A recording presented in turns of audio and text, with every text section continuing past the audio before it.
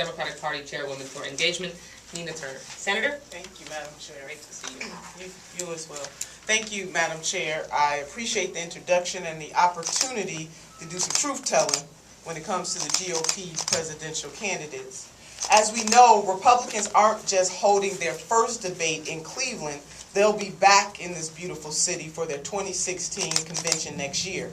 Cleveland's African-American community has a long, proud history. We were the first U.S. city to elect an African-American mayor, the late Carl B. Stokes. Republicans have ignored our communities for years, but yet they have this nice little mantra, committed to community. They still don't get it.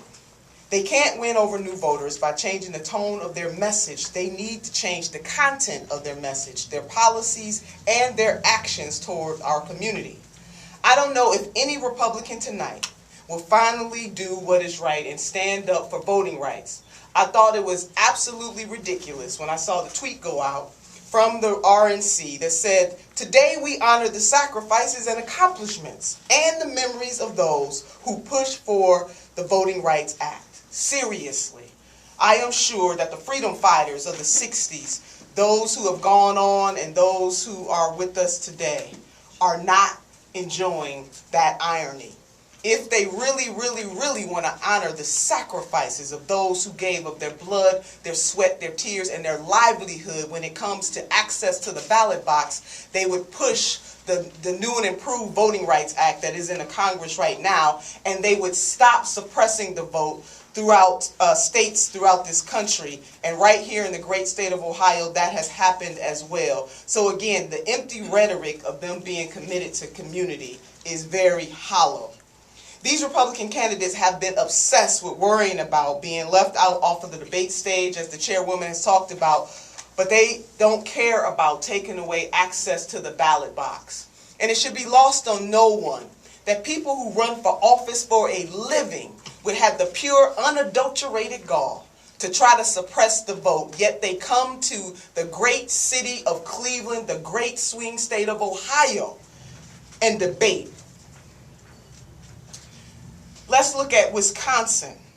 Not only did they reduce early voting and impose new restrictive voter ID laws, Governor Scott Walker decided he wanted to fundraise off of that.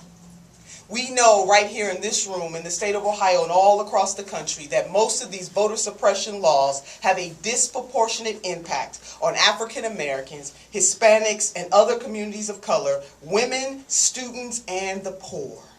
But you know, this is all a part of the Republican calculation because they live by the creed, if we can't cheat them, if we can't beat them, we cheat them.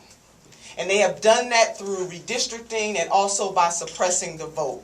So again, it rings hollow that they would put out any tweet or any message about being supportive of the folks who sacrificed their lives for voting.